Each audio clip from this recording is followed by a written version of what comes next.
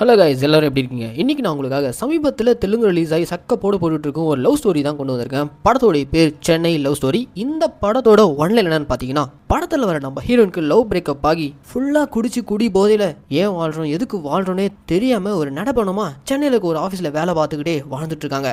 இப்படி இருக்க நம்ம ஹீரோனோட லைஃப்பில் அவங்க லைஃபையே சேஞ்ச் பண்ணுற விதமாக படத்தோடைய ஹீரோ என்ட்ரி கொடுக்குறான். குடி போதையில் தன்னுடைய வாழ்க்கையை அழிச்சிட்டு இருக்க நம்ம ஹீரோனை கொஞ்சம் கொஞ்சமாக அவன் தேத்தி வெளியே கொண்டு வரான். லவ்னா என்னன்றதை நம்ம ஹீரோ ரொம்ப அழகா ஹீரோனுக்கு புரிய வைக்கிறான். ஒரு கட்டத்துக்கு மேல ஹீரோனுக்கு ஹீரோ மேல காதல் வர ஆரம்பிச்சிடுது. ஆனா அந்த இடத்துல தான் இவங்க ரெண்டு பேரோட லைஃப்லயும் ஒரு மிகப்பெரிய ட்ராஜடி நடக்குது. ஃபர்ஸ்ட் லவ் தான் பிரேக்கப் ஆகி லைஃபே முடிச்சுக்கிற லெவல்ல ஹீரோன் இருக்கும்போது ஒரு சேவியர் மாதிரி வந்த நம்ம ஹீரோக்கும் பாதிலே ஹீரோன் லைஃபை விட்டு போற நிலைமைக்கு ஹீரோன் தள்ளப்படுறாங்க. இதுக்கப்புறம் ஹீரோனோட லைஃப் எப்படி போச்சு, நம்ம ஹீரோக்கு அப்படி என்ன ட்ராஜடி நடந்துச்சு, இது எல்லாத்தையுமே நம்ம கொஞ்சம் கூட எதிர்பார்க்காத லெவல்ல பல திருப்பங்களோட அதே சமயம் ஃபேண்டசி கலந்து கிளைமேக்ஸில் பயங்கர எமோஷனோட சொன்ன கதை தான் இந்த சென்னை லவ் ஸ்டோரி. சரி வாங்க, இப்போ நம்ம இந்த படத்துடைய முழு கதைக்குள்ளே போகிறதுக்கு முன்னாடி நம்ம சேனலுக்கு நீங்கள் புதுசாக வந்திருந்தீங்கன்னா மறக்காம நம்ம மினி தியேட்டரை சப்ஸ்கிரைப் பண்ணிக்கோங்க. அண்ட் உங்களுக்கு இந்த வீடியோ பிடிச்சிருச்சுன்னா அந்த லைக் கமெண்ட் ஷேர் லைக் பண்ணும்போது கமெண்ட் செக்ஷனில் ஹைப் பண்ணுற ஒரு ஆப்ஷன் வரும். அந்த ஹைப்பிங் கிளிக் பண்ணிட்டீங்கன்னா நம்ம சேனலில் போடக்கூடிய வீடியோக்கள் வேக சின்ன மக்களுக்கு போய் சேரும். ஸோ மறக்காம ஹைப்பிங் கிளிக் பண்ணிக்கோங்க. சரி வாங்க, இப்போ நம்ம இந்த படத்துடைய முழு கதைக்குள்ளே போவோம். படத்தோட ஓப்பனிங் சீன்லே ஆந்திராவில் ஒரு பொண்ணுக்கு கல்யாண ஏற்பாடுகள்லாம் நடந்துட்டு இருக்கு. அங்கே கல்யாண பொண்ணாக இருக்கிறவங்க தான் இந்த படத்தோட ஹீரோயினான நிவி. இவங்க ரொம்ப வருஷமா அஜய்ன்ற ஒரு பையனை லவ் பண்ணிட்டு இருந்திருக்காங்க. லவ் பண்ண பையனையே கல்யாணம் பண்ணிக்க போறோன்ற ரொம்ப சந்தோஷத்துல கல்யாணத்துக்காக அவங்க ரெடி ஆயிட்டு இருக்கும்போது அப்ப அந்த இடத்துல கல்யாண பொண்ணுடைய அப்பா வந்து ஒரு ஷாக் கொடுக்குறாரு. அஜய் மண்டபத்துக்கே வரலமா, அவன் இங்கிருந்து கிளம்பி பெங்களூர் போறான் அப்படின்ற மாதிரி சொல்ல, அவ்வளோதாங்க அடிச்சு பிடிச்சி நம்ம ஹீரோயின் ஸ்டேஷன் போய் பார்க்குறாங்க. அங்கே இருக்க அஜய் கிட்ட, உனக்கு என்ன பிரச்சனை, இப்போ உனக்கு இங்கே கல்யாணம் வேணாமா, நீ இன்னும் லைஃப்பில் செட்டில் ஆகணும்னு திரும்ப சொல்ல போறியா, நான் உங்க கூட பெங்களூர் வந்துட்டா அப்படின்ற மாதிரிலாம் நம்ம ஹீரோயின் அடுத்தடுத்து அவங்ககிட்ட கேள்வியாக கேட்டுட்டு இருக்காங்க. ஆனால் அந்த இடத்துல அஜய் நம்ம ஹீரோயின் தலையில் குண்டை போடுற விதமா, சாரி நிவி, நான் பெங்களூரில் ஒர்க் பண்ணிட்டு இருக்கும்போது அங்கே ஜோன்ற ஒரு பொண்ணை பார்த்தேன், எனக்கு அந்த பொண்ணை பிடிச்சிருக்கு, அவள் தான் எனக்கு செட் ஆக போல இருக்கு அப்படின்ற மாதிரி சொல்ல, அவ்வளோதாங்க ஹீரோன் ஒரு மாதிரி பயங்கர எமோஷனாகி அழ ஆரம்பிச்சாங்க. டே அஜய், என்னடா பேசுற, நம்மளுடைய எத்தனை வருஷம் காதல், ஒன்று விட்டுட்டு என்னால் எப்படி வாழ முடியும், நீ ஜஸ்ட் அங்கே போயிட்டு கன்ஃபியூஸ் ஆயிருக்க, கொஞ்சம் உட்காந்து தெளிவாக யோசிச்சனா எது சரின்னு உனக்கே தெரிய வரும் அப்படின்ற மாதிரிலாம் ஹீரோயின் எவ்வளோ எடுத்து சொல்கிறாங்க. ஆனால் அஜய் கேட்குற மாதிரி இல்லை, சாரி அப்படின்ற மாதிரி சொல்லிட்டு அவன் பாட்டுன்னு கிளம்பிடுறான். அவ்வளோதாங்க ஹீரோயின் பயங்கர டிஸ்டர்ப் ஆகிறாங்க. அப்படியே வீட்டில் இடிஞ்சு போய் உட்காந்துட்டு இருக்க அவ கூட இருக்க ஃப்ரெண்ட்ஸ் எல்லாம், இவ இப்படியே இருந்தா இவ லைஃபே முடிஞ்சிடும், நாங்கள் சென்னை கூட்டு போகிறோம், திரும்ப வேலைக்கெல்லாம் போக ஆரம்பிச்சிட்டா சரியாயிடுவா அப்படின்ற மாதிரிலாம் சொல்லி ஹீரோனை இந்த பிரேக்கப்லேருந்து வெளியே வரதுக்காக அவங்கள கூட்டிகிட்டு சென்னை போகிறாங்க. சென்னை போகிற அந்த ட்ரெயின் ட்ராவலில் நம்ம ஹீரோயினால் அவங்களுடைய ஃபர்ஸ்ட் காதலான அஜயை மறக்கவே முடியல, அழுதுகிட்டே இருக்காங்க. அப்போ அந்த ட்ரெயினில் இவங்கள மாதிரியே இன்னொருத்தன் காதலி போயிட்டான்னு அழுதுகிட்டே சரக்கு அடிச்சிட்டு இருக்கான். அதே ஃபீல்டில் இருக்க நம்ம ஹீரோனும் அவன்கிட்ட இருந்து சரக்கை வாங்கி ஃபுல்லாக ராவாடிக்கிறாங்க. இப்படியே நம்ம ஹீரோயின் அந்த லவ் பிரேக்கப்லேருந்து வெளியே வரதுக்காக குடிக்க அடிமையாடுறாங்க. சென்னைக்கு வந்ததும் டெய்லி ஒயின் ஷாப் போயிட்டு நைட் ஆனால் ஃபுல் பாட்டில் வாங்கிட்டு வந்து அஜயை மறக்கணுன்றதுக்காக குடியிலேயே வாழ்க்கையை ஓட்டிட்டு இருக்காங்க. இப்படியே ஹீரோனோட வாழ்க்கை ஒரு மாதிரி வெறுப்பா போயிட்டு இருக்க ஒரு நாள் ஹீரோன் ஃப்ரெண்ட்ஸ் எல்லாம் வீக்கெண்ட் பீச் போலாம்னு சொல்லிட்டு ஹீரோனும் சேர்த்து கூட்டு போறாங்க. அங்க போன இடத்துல ஒரு இன்ட்ரெஸ்டிங்கான கேரக்டர் சந்திக்கிறாங்க. அவனுடைய பேர் தான் ஸ்டீவன் சங்கர். இவனும் ஆந்திராவை சேர்ந்தவன் தான். ஆனா சென்னைக்கு எதுக்காக வந்திருக்கானா, இவன் ஒரு மிகப்பெரிய ஃபிலிம் மேக்கர் ஆகணும், அதுக்காக இவங்கிட்ட ஏகப்பட்ட கதைகள் இருக்கு. ஸோ அந்த கதைகளை வச்சுக்கிட்டு எப்படியாச்சும் ப்ரொடியூசரை மீட் பண்ணி டைரக்ஷன் பண்ணுன்ற அந்த கனவோட சுத்திக்கிட்டு இருக்கான். தெலுங்கு பீப்புள்ஸை பார்த்ததும் இவங்க கிட்டே அவனுடைய கதையை வந்து சொல்ல, யோ நல்ல கதை சொல்றியே, ஏன் நீ நம்ம தெலுங்கு இண்டஸ்ட்ரியிலே ட்ரை பண்ணிருக்கலாமே அப்படின்ற மாதிரி ஹீரோன் ஃப்ரெண்ட்ஸ் கேட்க, என்கிட்ட இருக்குது எமோஷனல் ஸ்டோரி, அது நம்ம ஊர்ல செட் ஆகாது, தமிழ்ல தான் நல்லா ஒர்க் அவுட் ஆகும், அதனால தான் இங்க நான் தேடிட்டு இருக்கேன். அதெல்லாம் சரி, அதனால உன் பேர்ல ஸ்டீவன் சங்கர் இருக்கு அப்படின்ற மாதிரி ஹீரோ பார்த்து கேட்க, எனக்கு சினிமாலே 2 டைரக்டர்ஸ் ரொம்ப பிடிக்கும், ஒருத்தர் ஸ்டீவன் ஸ்பீல்பர்க், இன்னொருத்தர் பிரம்மாண்ட இயக்குனரான சங்கர். ஸோ இந்த 2 பேருடைய பேரையும் ஒன்னா சேர்த்து எனக்கு வச்சுக்கிட்டு அவங்கள மாதிரி ஒரு பெரிய டைரக்டர் ஆகணுன்ற ஒரு கனவோடு தான் இங்க சுத்திட்டு இருக்கேன். இங்க வந்ததுல எனக்கு தங்குறதுக்கு இடமே இல்லை, நீங்க தங்கியிருக்க வீட்டுல ஒரு ஓரமா இடம் கொடுத்தீங்கன்னா போதும், ஃபியூச்சர்ல நான் படம் எடுக்கும்போது கண்டிப்பா என் படத்தில் நான் உங்களை யூஸ் பண்ணிக்கிறேன் அப்படின்ற மாதிரி ஹீரோயின் ஃப்ரெண்ட்ஸ் கிட்ட கேட்க, ஹீரோயின் ஃப்ரெண்ட்ஸும் சரி ஓகே போலான்னு சொல்லிட்டு ஹீரோவை கையோட கூட்டு வந்துறாங்க. அப்படி கூட்டு வந்த நாள்ல இருந்து நம்ம ஹீரோ ரூம்ல இருக்க ஹீரோனை நோட் பண்ணிட்டு இருக்கான். டெய்லி சரக்கு அடிக்கிறது, ஒரு மாதிரி சோகமா வெறுப்பாவே சுத்திக்கிட்டு இருக்கு, வாழ்க்கையில எந்த ஒரு பிடிப்பும் இல்லாம இப்படியே ஒரு பொம்பளை தேவதாசமா சுத்திக்கிட்டு இருக்க நம்ம ஹீரோனை பார்த்து ஹீரோக்கு ஏன் இவங்க இப்படி இருக்காங்கன்னு சொல்லிட்டு அவங்க ஃப்ரெண்ட்ஸ் கிட்ட கேட்க ஆரம்பிச்சான். அப்படி கேட்கும்போது தான் இந்த மாதிரி ஹீரோயின் உயிருக்குறா நேசிச்ச அஜய்ன்ற ஒரு பையன் விட்டு போயிட்டான், அதுல இருந்தா இந்த பொண்ணு இப்படி இருக்கா அப்படின்ற மாதிரிலாம் ஹீரோயின் ஃப்ரெண்ட்ஸ் சொல்ல, ஓ இதான விஷயம், கவலை விடுங்க, அவங்கள நான் இதுலேருந்து வெளில கொண்டு வரேன்னு சொல்லிட்டு நம்ம ஹீரோ ஸ்மார்ட்டாக வேலை பார்க்குறேன்னு சொல்லிட்டு ஹீரோயின் ரூமில் தூங்கிட்டு இருக்கும்போது அவங்க ரூம் முழுக்க மொத்தமாக க்ளீன் பண்ணது மட்டும் இல்லாமல் சுற்றி மோட்டிவேஷனல் வேர்ட்ஸாக எழுதி வச்சிருக்கான். காதலிச்சவன் போயிட்டா வாழ்க்கையே போனதான் அர்த்தம் இல்லை, திரும்ப அதுலேருந்து மீண்டு வந்து உங்களை விட்டு போனவன் முன்னாடி அவனே பொறாமப்படுற அளவுக்கு ஜெயிச்சு காட்டணும் அப்படி இப்படின்னு சொல்லிட்டு நம்ம ஹீரோ பயங்கரமாக எழுதியிருக்கான். இதெல்லாம் பார்த்து நம்ம ஹீரோயின் டோட்டலாக திருந்திடுவாங்கன்ற மாதிரி தான் எழுதி வச்சிருக்கான். ஆனால் அதெல்லாம் பார்த்து வெறியான நம்ம ஹீரோயின் நேராக அவனை பிடிச்சி, டேய் யார் நீ, ஊர் பேர் தெரியாத அனாத பையன் நீ, உன்னை யார் என் ரூம்குள்ளெல்லாம் வந்து இப்படிலாம் எழுதி வைக்க சொன்னது, நீ எல்லாம் அட்வைஸ் கொடுக்கலாமா அப்படின்ற மாதிரி கண்ணா பின்னான்னு எல்லார் முன்னாடி நம்ம ஹீரோவை அசிங்கப்படுத்துறாங்க. எஸ், நம்ம ஹீரோக்கு அப்பா அம்மான்னு யாரும் இல்லை. அவன் குழந்தையா இருக்கும்போது அவனை பெற்றவங்க அனாத ஆசிரமத்தில் விட்டு போயிருப்பாங்க. அப்படி விடும்போது அவனுக்குன்னு சொந்தமாக அவன் கையில் இருக்கிறது அவங்க விட்டு போன ஒரே ஒரு காப்பு மட்டும்தான். அந்த காப்பை தான் அவன் கிட்டத்தட்ட அம்மா மாதிரி அவன் கூட வச்சிருக்கான். இப்போ ஹீரோயின் நீ ஒரு அனாதை பையன் தானே அப்படின்ற மாதிரி ஹீரோ பிடிச்சி கோவத்தில் திட்டுந்தல அப்படியே நம்ம ஹீரோ அந்த காப்பையே பார்த்துட்டு பயங்கரமா எமோஷனலாக ஃபீல் பண்றான். அதுக்கப்புறம் அடுத்த நாள்ல இருந்து ஹீரோயின் பக்கமே போகாம அவன் உண்டு அவன் வேலை உண்டுன்னு சுத்திக்கிட்டு இருக்கான். அடுத்த நாள் ஒவ்வொரு ஸ்டூடியோவா நம்ம ஹீரோ ஏறி இறங்கிட்டு அவன் கதை எதுவுமே கிளிக் ஆகலன்னு சொல்லிட்டு ரொம்ப சோகமா திரும்ப ரூம் நோக்கி நடந்து வந்துட்டு இருக்கும்போது அதே வழியில் நம்ம ஹீரோயின் ஒயின் ஷாப்பில் சரக்கு வாங்கிட்டு ஸ்கூட்டரில் போயிட்டு இருக்காங்க. ஹீரோ நடந்து போகிறத பார்த்துட்டு நேற்று கண்ணா பின்னா திட்டிட்டுமேன்னு சொல்லிட்டு அவனை ரூமுக்கு கூட்டு போகலான்னு சொல்லிட்டு கூப்பிட்றாங்க. ஆனால் நம்ம ஹீரோ திரும்பி கூட பார்க்காம நேராக ரூமுக்கு வந்துடுறான். ஹீரோனுக்கு புரிஞ்சு போச்சு நம்ம அவனை ரொம்ப மோசமாக திட்டோம், அவனுக்கு பயங்கரமாக ஹர்ட் ஆயிருக்கு அப்படின்ற மாதிரி புரிஞ்சுக்கிறாங்க. கட் பண்ணா அடுத்த சீனில் ஹீரோயின் அவன் ஃப்ரெண்ட்ஸோட ஒரு ரெஸ்டாரண்ட்டுக்கு போயிருவாங்க. அங்கே போன இடத்துல தமிழ் சினிமாவோட மிகப்பெரிய ஃபிலிம் மேக்கராக இருந்த பி வாசு இருக்காரு. அவரை பற்றி ஹீரோயின் ஃப்ரெண்ட்ஸ் எல்லாம் பேசிக்க அப்போ நம்ம ஹீரோயினுக்கு ஹீரோவோட ஞாபகம் வருது. ஏன்னா நம்ம ஹீரோவும் ஒரு ஃபிலிம் மேக்கர் ஆகணும்னு சொல்லிட்டு ட்ரை பண்ணிட்டு இருக்காங்க. ஸோ ஹீரோக்காக ஹீரோயின் நேராக இப்போ டைரக்டர் பி வாசு கிட்ட போயிட்டு சார் என் ஃப்ரெண்டு ஒருத்தன் சினிமா பண்ணணும்னு கனவோடு சுற்றிக்கிட்டு இருக்கான், அவன்கிட்ட நல்ல நல்ல கதைகள்லாம் இருக்கு, உங்கள் கம்பெனியில் அவனுக்கு நீங்கள் ஒரு சான்ஸ் கொடுத்தீங்கன்னா அவன் கண்டிப்பாக சக்ஸஸ் ஆயிடுவான் அப்படின்ற மாதிரி ஹீரோக்காக டைரக்டர் பி வாசு கிட்ட ஹீரோயின் பேசிட்டு வராங்க. சரி ஓகே நாளைக்கு நான் வந்து பார்க்க சொல்லுங்க அப்படின்ற மாதிரி டைரக்டரும் அவருடைய கார்டை ஹீரோயின் கையில் கொடுத்து அனுப்ப அடுத்த சீன்லேயே இந்த விஷயம் நம்ம ஹீரோக்கு தெரிய வருது.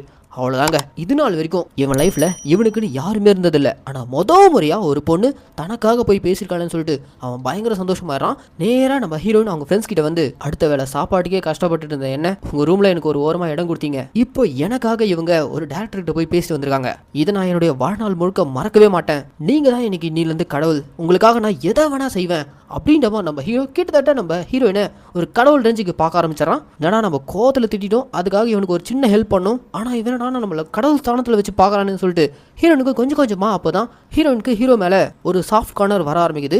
அடுத்த நாள்லேருந்து நம்ம ஹீரோனுக்கு விதவிதமாக சமைச்சு கொடுக்குறது, ரெகுலராக அஜய் மறக்கணுன்றதுக்காக அவங்க சரக்கு அடிச்சிட்டு இருக்காங்களே, ஸோ அவங்க தான் எப்பவுமே ஒயின் ஷாப் போய் வாங்கிட்டு வருவாங்க. ஆனால் நம்ம ஹீரோ அவங்களுக்கு முன்னாடி அவங்க வாங்குற சரக்கெல்லாம் வாங்கிட்டு வந்து வச்சிடறான். இப்படி ஹீரோனுக்கு ஒரு வேலைக்கார மாதிரி கூட இருந்து எல்லாத்தையுமே பார்த்துக்கிறான். இதெல்லாம் நம்ம ஹீரோ நோட் பண்ணிட்டே வராங்க. ஏன் இப்படிலாம் பண்ற அப்படின்ற மாதிரி கேட்க, இந்த பிரபஞ்சத்திலே முதல் முறையா என்னை பற்றி யோசி எனக்காக நீங்கள் அந்த டேரக்டர்கிட்ட போய் பேசியிருக்கீங்களே, அது எவ்வளோ பெரிய விஷயம் உங்களுக்கு தெரியாதுங்க, அதுக்காக நான் என்ன வேணா செய்வேன் அப்படின்ற மாதிரி நம்ம ஹீரோ பயங்கரமா ஹீரோனுக்காக எல்லாத்தையும் பார்த்து பண்ண ஆரம்பிக்கிறான். அதுக்கப்புறம் டைரக்டர் பி வாசியும் நம்ம ஹீரோ போய் மீட் பண்றான். அப்படி மீட் பண்ணும்போது தான் ஹீரோ கிட்ட இருக்கிறது எல்லாமே ஒரு குப்பை கதை, அது எதுவுமே ஒர்க் அவுட் ஆகுது அப்படின்ற மாதிரி ஒரு திட்டி அனுப்பியிருப்பாரு. அதனால நம்ம ஹீரோ அந்த ஈவினிங் ரொம்ப சோகமா வீட்டுக்கு வர இவன் ஆல்ரெடி எழுதி வச்சிருக்கான் அந்த கதைகள் நம்ம ஹீரோனும் பார்த்துருப்பாங்க. இப்போ இவன் சோகமா வந்திருக்கிறத பார்த்துட்டு அப்பவே ஹீரோனுக்கு புரிஞ்சு போச்சு அவங்க சான்ஸ் கொடுக்கலன்னு சொல்லிட்டு, இங்க பாரு உன் கதை எல்லாமே உன்னுடைய பேர் மாதிரி தான் இருக்கு, ஸ்டீஃபன் சங்கர்னு சொல்லிட்டு மற்ற சக்ஸஸ் ஆன டேரக்டர்ஸோடைய பேர் எடுத்து நீ எப்படி வச்சிருக்கியோ அதே மாதிரி தான் உன்னுடைய கதையிலையும் மற்ற படங்களுடைய சாயல் ரொம்ப அதிகமாக இருக்கு, ஒரிஜினாலிட்டியே இல்லை, ஒரிஜினலாக ஒரு கதையை உருவாக்கு,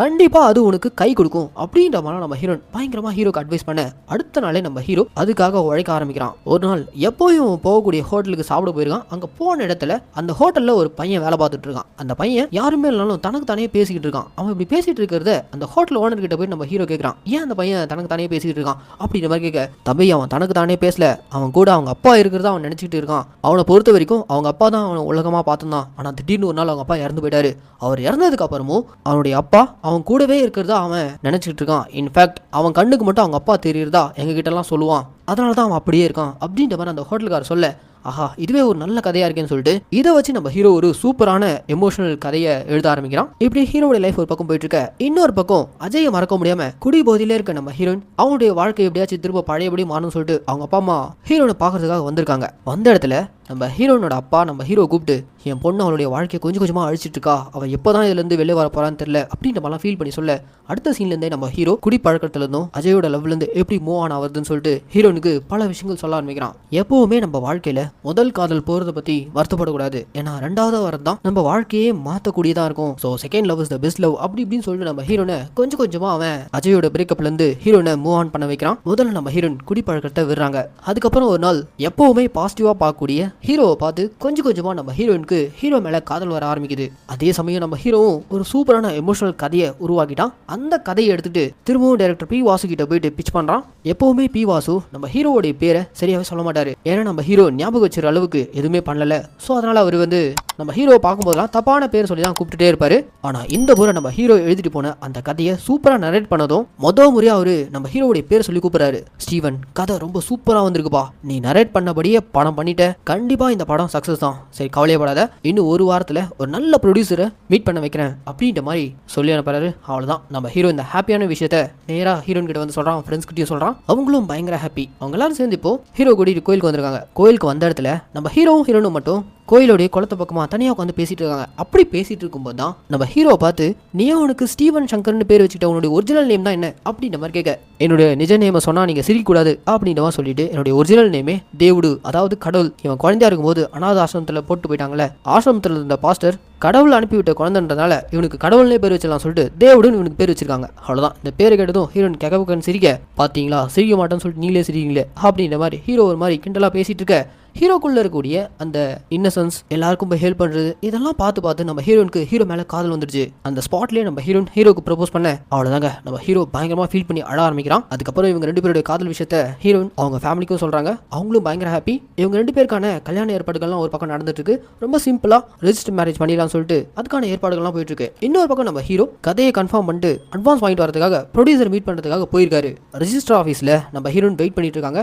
ஹீரோக்கு கால் பண்ணிட்டே இருக்காங்க. நம்ம ஹீரோ ப்ரொடியூசரை மீட் பண்ணிட்டு செக் எல்லாம் வாங்கிட்டு வேகமா இப்போ ரெஜிஸ்டர் ஆஃபீஸ் நோக்கி ரோட்ல வந்துட்டு இருக்காரு. அப்படியே ஒரு பைக்ல போயிட்டு இருக்கும்போது அதே ரோட்ல இவருக்கு ஆப்போசிட்ல ஒரு கவர்மெண்ட் பஸ்ல ஃபுட்போர்ட்ல ஒரு பையன் தொங்கிட்டு போயிட்டு இருக்கான். அப்படியே அந்த பையன் தொங்கிட்டு போயிட்டு இருக்கும்போது கால் ஸ்லிப் ஆகி கீழே விட பாக்குறான். ஜஸ்ட் மிஸ், அவன் கம்பியை பிடிச்சிட்டு அப்படியே தொங்கிட்டே இருக்க, விட்டா அந்த பையன் வீலுக்குள்ள போயிடுவான் போல இருக்கு. இதை பார்த்து நம்ம ஹீரோ வேகமா வண்டியை முறுகிட்டு கீழே விழ இருந்த அந்த பையனை காப்பாத்தி பஸ்ஸுக்குள்ள தள்ளிடுறாரு. ஆனா அந்த பஸ் ஒரு டேர்ன் எடுத்ததும் அப்படியே நம்ம ஹீரோ பைக் மேல போதி பஸ்ஸுக்கு அடியில் நம்ம ஹீரோ போய் மாட்டிக்கிறாரு. அவ்வளவுதாங்க, ஹீரோக்கு ஒரு பயங்கரமான ஆக்சிடென்ட்ன்ற விஷயம் ஹீரோயின் காதுக்கு வர அழுதுட்டே நம்ம ஹீரோயின் ஹாஸ்பிட்டல் போய் பார்க்குறாங்க. உயிர் போகிறதுக்கு முன்னாடி நம்ம ஹீரோயின் கையை பிடிச்சிட்டு ஹீரோனை பார்த்தபடியே நம்ம ஹீரோ இறந்து போயிடுறாரு. அவ்வளோதாங்க, அஜய் போனப்பவே இதுக்கப்புறம் வாழ்க்கையே கிடையாது நினச்சிட்டு இருக்கும்போது அஜயோட அந்த பிரேக்கப்பே மறக்கடிச்சு குடிபோதிலேருந்து வெளியே கொண்டு வந்து செகண்ட் லவ்வா நம்ம ஹீரோயின் லைஃப்குள்ளே வந்தாலும் ஹீரோயின் வாழ்க்கையை அழகாக மாற்றிட்டு இதுக்கப்புறம் நம்ம சந்தோஷமாக இருக்கலாம்னு போது திடீர்னு இப்படி ஒரு விபத்தில் ஹீரோ இறந்து போயிடறான். அவன் ஆசைப்பட்டபடி அவனால் ஃபிலிம் மேக்கராகவும் ஆக முடியல, ஹீரோயின் கூடவும் சந்தோஷமாக வாழ முடியல.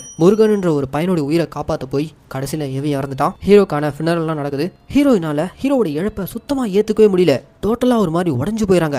அஜய் போனதை விட இவனோட இழப்பை தான் இவங்களால ஏற்றுக்கவே முடியல. திரும்ப இவங்க பழையபடி குடியில் இறங்குறாங்க. எந்த குடியை விட்டுருந்தாங்களோ நேராக இப்போ ஒயின் ஷாப் போயிட்டு ஃபுல் பாட்டில் வாங்கிட்டு வந்து ஃபுல்லாக குடிச்சிட்டு அப்படியே அந்த போதையிலே வண்டியை ஓட்டிட்டு போயிட்டு ஹீரோவை புதைச்சிருக்க அந்த சுடுகாட்டில் கொண்டு போய் வண்டியை விடுறாங்க. அப்படியே இப்போ அந்த போதையிலே நேராக இப்போ ஹீரோவுடைய கல்லறைக்கு போறாங்க. அங்கே போனதும் அவனுடைய கல்லறை முன்னாடி கதறி கதறி ஆள்றாங்க. கடைசி வரைக்கும் என் வாழ்நாள் முழுக்க என் கூடவே இருப்பேன்னு சொன்னி, ஏன்டா என்னை விட்டு போனேன், எந்திரிச்சு வா அப்படின்ற மாதிரி கத்தி கதறி அவன் கல்லறை மேலே அடிச்சு கதறி அழுதுட்டு இருக்காங்க. அப்போ அவன் எப்பவுமே அவன் கூடவே அவனுடைய அம்மா ஸ்தானத்தில் வச்சிருக்கக்கூடிய அந்த காப்பு இருக்குல்ல, அதை ஹீரோயின் கையில் தான் கொடுத்து வச்சிருப்பான். அந்த காப்பையும் அந்த கல்லறை மேலே வச்சுட்டு, நீ வர வரைக்கும் நான் இங்கே வந்து போக மாட்டேன், நீ இல்லாமல் இந்த உலகத்தில் நான் எப்படி வாழ்வேன், எந்திரிச்சு வா ஸ்டீவன் அப்படின்ற மாதிரி நம்ம ஹீரோயின் கதறி கதறி அழுதுட்டே கையை போட்டு அங்கே அடிக்க, அப்படியே ஹீரோயின் கை கிழிச்சு அவங்களுடைய பிளட் அப்படியே அந்த கல்லறை மேலே பரவி நேராக இப்போ ஹீரோவுடைய அந்த காப்பு மேலே போய் டச் ஆகுது. அந்த காப்பு மேலே போய் டச் ஆனதும் திடீர்னு பார்த்தீங்கன்னா மொத்த உலகமே ஒரு மாதிரி ஸ்தம்பிச்சு போய் ஸ்டாப் ஆகி வானத்துலேருந்து ஒரு ஒளி, அந்த ஒளி வழியாக நம்ம ஹீரோ அப்படியே கீழே இறங்கி வரான். அப்படி கீழே இறங்கி வந்ததும், நிவி நீ கூப்பிட்டவனே நான் வந்துட்டேன் அப்படின்ற மாதிரி சொல்லி அங்கே நிற்கிறான். அவனுடைய குரல் கேட்டதும் ஹீரோன் அப்படியே ஷாக் ஆகி பார்க்குறாங்க. இங்கே போகிறாங்க இன்டர்வல். இதுக்கப்புறம் தாங்க இந்த படத்தில் பல சுவாரஸ்யமான விஷயங்கள்லாம் கொட்டி கிடக்கு. ஸோ இந்த வீடியோவை ஸ்கிப் பண்ணாமல் முழுசாக பாருங்கள்.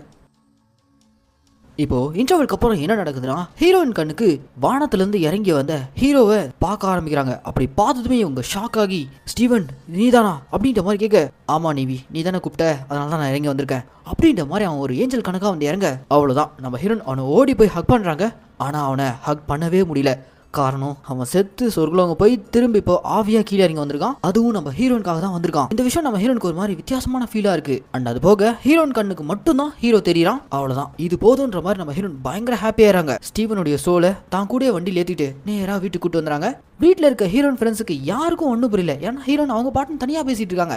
ஏன்டி தனியாக பேசிட்டு இருக்க அப்படின்ற மாதிரி ஹீரோனை பார்த்து கேட்க, டப்புனு நம்ம ஹீரோன் ஹெட்ஃபோன் காதில் மாட்டிட்டு ஹெட்ஃபோனில் பேசுகிற மாதிரி அவங்க ஃப்ரெண்ட்ஸை ஏமாத்துறாங்க. ஆனால் உண்மையிலே நம்ம ஹீரோயின் அவங்க கண்ணுக்கு மட்டும் தெரியக்கூடிய ஹீரோவான ஸ்டீவன் கூட தான் பேசிட்டு இருக்காங்க. அப்படியே நம்ம ஹீரோயின் ரொம்ப சந்தோஷமா ஸ்டீவனுடைய சோலை பார்த்தே வாழ்ந்துட்டு இருக்க கூட இருக்க ஃப்ரெண்ட்ஸுங்களுக்கெல்லாம் ஹே நிவியை கவனிச்சிங்களா, போன வாரம் வரைக்கும் ஸ்டீவனுடைய இழப்புல இருந்து மீள முடியாம ஒரு மாதிரி பயங்கர டிப்ரெஷன்ல இருந்தா, ஆனா இன்னைக்கு கலகலன்னு சிரிக்க ஆரம்பிச்சிட்டா அப்படின்ற மாதிரி அவங்க ஃப்ரெண்ட்ஸ் எல்லாம் பேசிக்க, அதுக்கு கூட இருக்க ஒரு ஃப்ரெண்ட் என்ன சொல்றானா, அவ்வளவுதான் ஃபீலிங்ஸ் எல்லாம், ஸ்டீவன் கூட 10 நாள் தானே பழகுனா, அதான் ஈஸியா மூவ் ஆகி போயிட்டா, இதெல்லாம் பொண்ணுங்க லைஃப்ல நார்மலான விஷயம் தான் அப்படின்ற மாதிரி ஒரு பையன் சொல்ல, இதை அங்க இருக்க நம்ம ஸ்டீவன் சங்கருடைய சோல் கேட்டு தான் நிற்கிறான். அவன் கடுப்பாயி நேராக இப்போ ஹீரோன் ரூம்குள்ளே போயிட்டு, உன் ஃப்ரெண்ட்ஸ் எல்லாம் எப்படி பேசுறாங்க பார்த்தியா, நம்மளோட லவ் எவ்வளோ கொச்சையா பேசுறான் பாரு, நீ என்ன அவ்வளோ சீக்கிரம் மறந்துட்டியான், மூவ் ஆன் ஆகி போயிட்டியான், அவனுங்க கிட்ட போயிட்டு அப்படிலாம் இல்லை, என்னை பற்றி யாரும் பேசக்கூடாது அப்படின்ற மாதிரி போயிட்டு கராராக பேசிட்டு வா அப்படின்ற மாதிரி ஸ்டீவனுடைய சோல் போய் கேட்க, உடனே நம்ம ஹீரோனும் சரி ஓகே நான் போய் பேசுறேன்னு சொல்லிட்டு அவங்க ஃப்ரெண்ட்ஸ் கிட்ட, நீங்கள் பேசுனதெல்லாம் நான் கேட்டு தான் இருந்தேன், ஸ்டீவன் சங்கரை நான் எப்பவும் மறக்க மாட்டேன், அவனுக்கு நீ என் லைஃப்ல ஒரு தனி இடம் இருக்கு,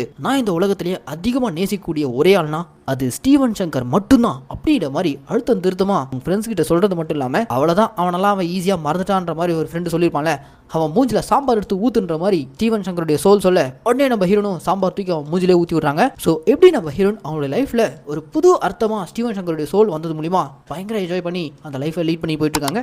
இதுக்கு முன்னாடியும் ஃப்ரெண்ட்ஸ் ரூம்ல இருந்தா டிஸ்டர்பன்ஸா இருக்கும்னு சொல்லிட்டு நம்ம தனியா ஒரு வீட்டை பார்த்துட்டு போயிடுவோம், அங்க நீயும் நானும் மட்டும்தான் அப்படின்ற மாதிரி நம்ம ஹீரோன் அவங்க ஃப்ரெண்ட்ஸ் கிட்ட எல்லாம் சொல்லிட்டு ரூமை வெக்கேட் பண்ணிட்டு தனியாக ஒரு வீடு எடுத்துட்டு ஸ்டீவன் சங்கருடைய சோல் கூட சந்தோஷமா வாழ்க்கையை நடத்திட்டு இருக்காங்க. இப்படி போயிட்டு இருக்கும்போது தான் ஒரு நாள் அந்த பஸ் ஆக்சிடென்ட்லேருந்து ஒரு சின்ன பையனுடைய உயிரை நம்ம ஹீரோ காப்பாத்தினால அந்த பையனுடைய அம்மா ரொம்ப நாளாக ஹீரோனை பார்த்து பேசணுன்ற மாதிரி கேட்டுட்டு இருக்காங்களாம்.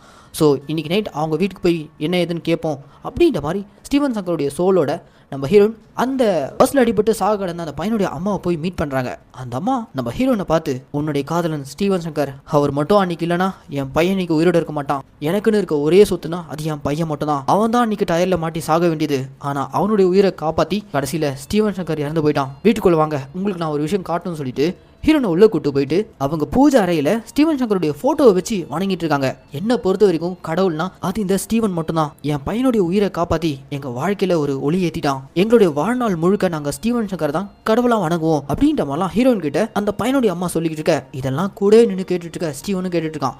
பிறந்ததுலேருந்தே ஒரு அனாதை, அவனுக்கு ஒன்று சொந்த பந்தம் யாரும் இல்லை அப்படின்ற மாதிரியே வளர்ந்துட்டு இருந்த அவனுக்கு இன்னைக்கு அவன் ஒரு பையனுடைய உயிரை காப்பாற்றுறது மூலியமா இந்த வீட்டில் கடவுளாக மாறி இருக்கான். அதை நினச்சி அவனும் ரொம்ப சந்தோஷப்படுறான். இப்படி அந்த பையனுடைய அம்மாவை மீட் பண்ணதுக்கு அப்புறம் அங்கிருந்து நேராக நம்ம ஸ்டீவன் ரெகுலராக போகக்கூடிய ஹோட்டல் தான் போயிருக்கான்.